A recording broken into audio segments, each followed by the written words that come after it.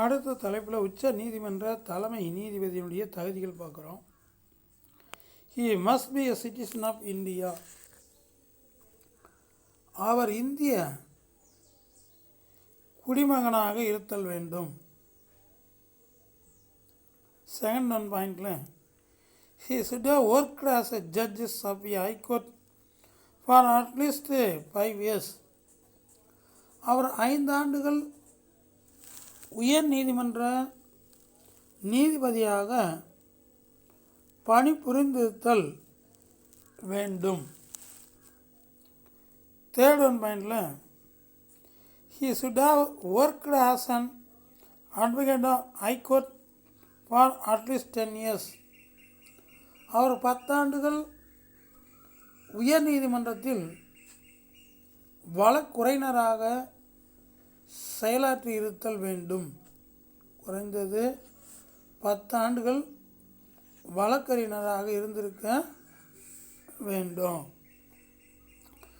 He is in the opinion of the President of a distinguished jurist. குடியரசுத் தலைவர் பார்வையில் சிறப்புமிக்க சட்ட வல்லுநராய் இருத்தல் வேண்டும்.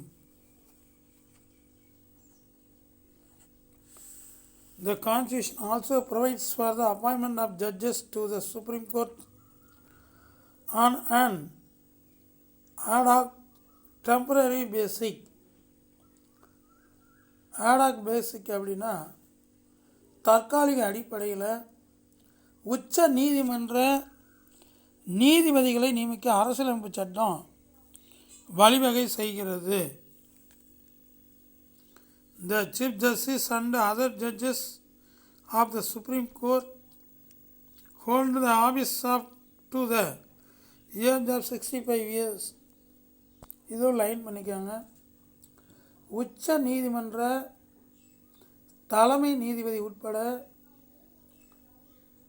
இதர நீதிபதிகள் 65 வயது வரை பதவியில் நீடிப்பர். அப்போ உச்ச நீதிமன்றத்தில் நீதிபதியாக இருக்கும்போது அவருக்கு ஓய்வு பெறும் வயது 65 ஆகும். ஆனால் பொதுவாக அரசாங்க உத்தியோகத்தில் 58 இருந்து 59 வயசு ஆக்கினாங்க. அப்புறம் இப்போ 60 அப்படின்னு நம்ம தமிழ்நாடு அரசு சொல்லியிருக்கு. ஆனால் நீதிபதிகளுக்கு மட்டும் உச்ச நீதிமன்றத்திற்கு அவர் ஓய்வு பெறும் வயது 65 ஆகும். அது உயர் நீதிமன்றத்துக்கு மாற்றம் உண்டு. அது நாம் ஸ்டேட் கவர்மெண்ட் பார்க்கும்போது கிளியராக பார்ப்போம். சரிங்களா? அவருக்கு 62 வயது வரும். The Chief Justice and the other judges of the Supreme Court hold the office up to the age of 65 years. பார்த்துட்டோம். The judges of the Supreme Court can resign before the term by giving the resignation in writing to the President. உச்ச நீதிமன்ற நீதிபதிகள் தங்கள் பதவிக்காலம் முடிவதற்கு முன்பாகவே குடியரசுத் தலைவரிடம் பதவி விலகல் கடிதத்தை அளித்து பதவி விலகலாம்.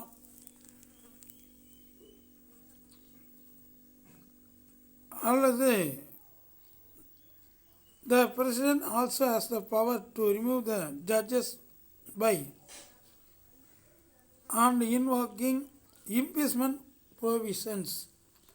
அல்லது பெருங்குற்றத்தின் மூலம் உண்டான கண்ண தீர்மானத்தின் மூலம் உச்ச நீதிமன்ற நீதிபதிகளை பதவியிலிருந்து நீக்கும் அதிகாரம் நாடாளுமன்றம் பெற்று உள்ளது.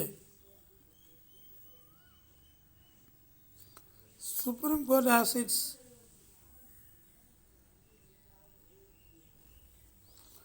permanent seat in New Delhi. அது ஏற்கனவே சொல்லியிருக்க லைன் பண்ணிக்கோங்க.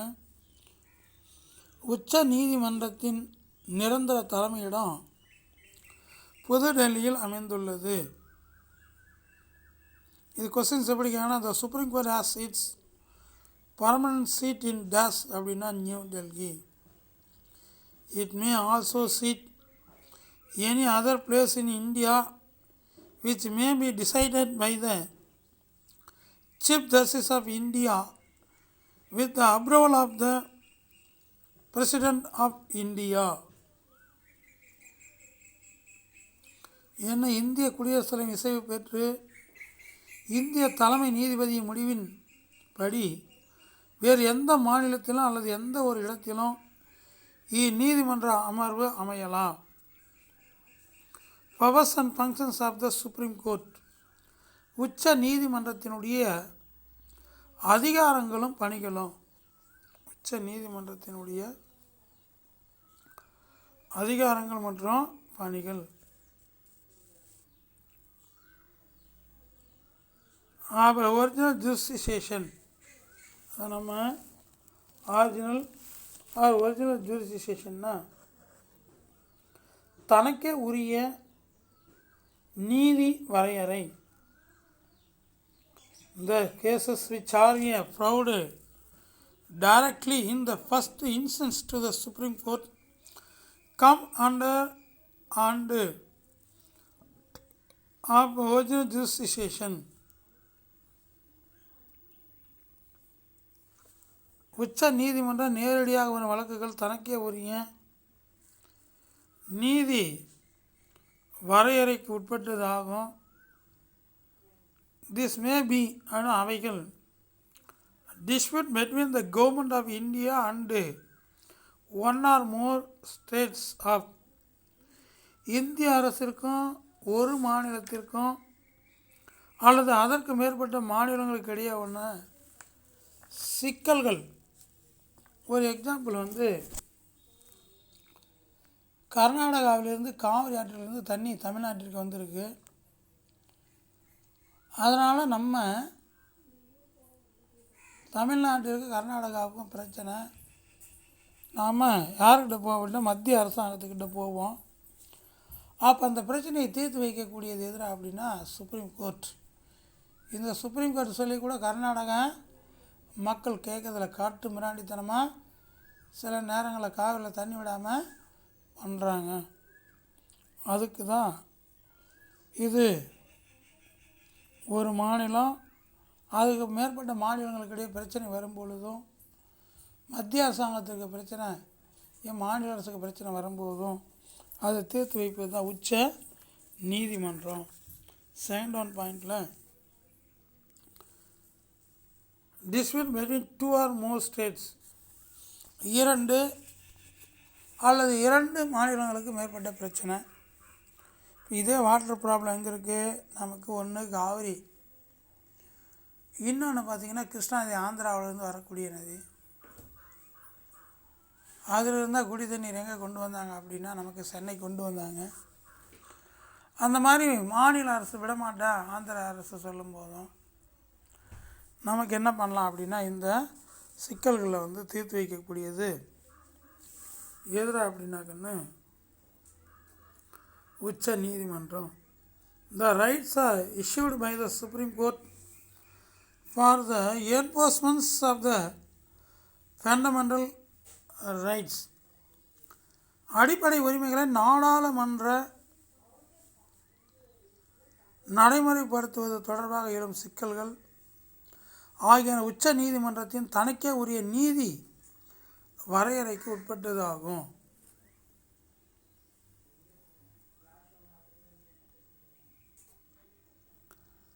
அடுத்த தலைப்புங்க அப்ளைடு ஜூரிஸ்டிகேஷன்ஸ். அப்ளைடு ஜூரிஸ்டிகேஷன்ஸ் அப்படின்னாங்க மேல்முறையீட்டு நீதி வரையறை. The Supreme Court is the final appellate court in the country. உச்ச நீதிமன்றமே நாட்டின் இறுதி மேல்முறையீட்டு நீதிமன்றமாகும். சும்மா நீங்களாம் வில்லேஜில் பார்த்தீங்கன்னா ரெண்டு பேர் ஏதாவது ப்ராப்ளம் பண்ணிக்கினா கூட சண்டை போட்டுக்கினா கூட என்ன பண்ணுவாங்க அப்படின்னா உன்னை கோர்ட்டில் பார்த்துக்கிறேன் அப்படின்வாங்க. கோர்ட்டில் ஃபஸ்ட்டு தாலுக் கோர்ட் இருக்குது, அதுக்கு தான் ஃபஸ்ட் நம்ம போனோம். அப்புறம் டிஸ்ட்ரிக்ட் கோர்ட்டுக்கு போனோம். அப்புறம் ஹைகோர்ட்டு, ஒவ்வொரு மாநிலத்திலையும் இருக்கக்கூடிய உயர் நீதிமன்றம். அடுத்து நம்ம லாஸ்ட்டாக பார்க்கக்கூடியதான் உச்ச நீதிமன்றம். இதுதான் இறுதி மேல்முறையீட்டு நீதிமன்றமாகும். As regard the applied jurisdiction, the Supreme Court hears appeals against the decision of High Court in civil, criminal and constitutional cases with the certificate from the High Court that is it fit to appeal in the Supreme Court. மாநில உயர்நீதிமன்றங்கள் உரிமையியல் மற்ற குற்றவியல் அரசியலமைப்பு வழக்குகள் மீதான தீர்ப்புகளுக்கு எதிரான மேல்முறையீட்டு வழக்குகளை உச்ச நீதிமன்றம் விசாரிக்கின்றது. Such a case can be heard before the Supreme Court only if the High Court certifies that the case invites a substantial of law as to the interpretations of the Constitution. அப்படிப்பட்ட வழக்குகளை தீர்க்க அரசியலமைப்பு சட்டப்படி மேலும் சட்ட விளக்கம் தேவையான உயர் நீதிமன்றம் சான்றிதழ் அளித்தால் மட்டுமே அவ்வழக்குகளை உச்ச நீதிமன்றத்தின் முன் கொண்டு செல்ல முடியும். Next one titles advisory jurisdiction, ஆலோசனை நீதி வரையறை. The Constitution confers on the President the power to refer to the Supreme Court any questions of law or fact which in his opinion is of public importance. பொது முக்கியத்துவம் வாய்ந்த எந்த ஒரு சட்டம் அல்லது உண்மை மீதான உச்ச நீதிமன்றத்தின் கருத்தினை பெற அரசியலமைப்பு சட்ட குடியரசுத் தலைவருக்கு அதிகாரத்தினை வழங்குகிறது. நெக்ஸ்ட் ஒன் டைட்டில்ஸ்னா மிஸ் அபஸ்லேனியஸ் ஜுரிஸ்டிக்ஷன், இதர நீதி வரையறை.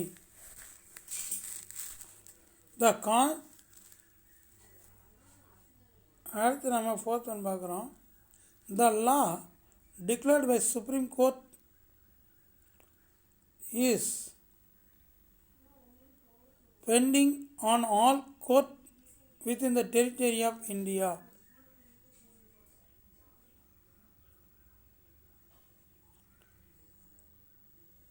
அப்போ நாட்டில் எந்த ஒரு பகுதியாக இருந்தாலும் சரிங்க, உச்ச நீதிமன்ற பிறப்பிக்கான இந்தியாவின் அனைத்து பகுதிகளில் நீதிமன்றத்தையும் கட்டுப்படுத்தும். உச்ச நீதிமன்றம் தனது பணி அமைப்பின் மீதான முழு கட்டுப்பாட்டினையும் கொண்டிருக்கும்.